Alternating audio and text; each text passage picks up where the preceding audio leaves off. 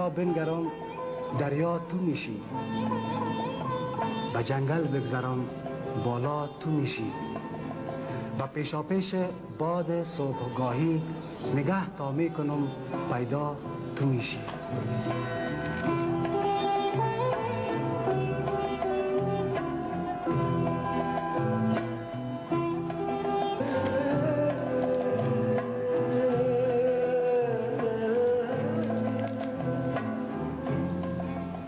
نه گل، نه سبزه، نه بارانی ای دوست، نه از جنس علفزارانی ای دوست.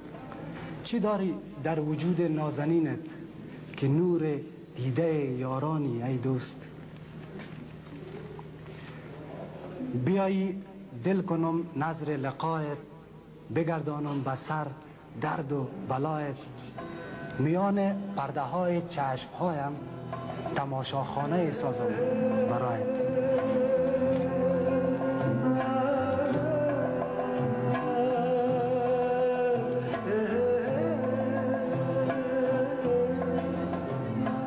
قدت موزونتر از ناجوی جنگل، رخت پاکیزتر از روی جنگل، دل از وحشیگری هایی که داری مدام می کشاند سوی جنگل.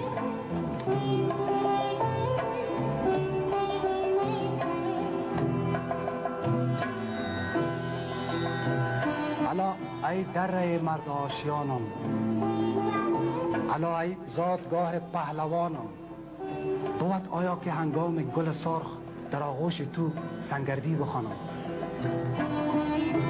سنگردی یک نوع سرود است.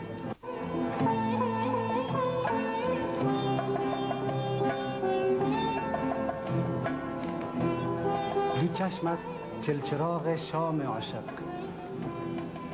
نگاهت بستر آرام عاشق، سراپای وجود مهربانت بهار آغاز به انجام عاشق.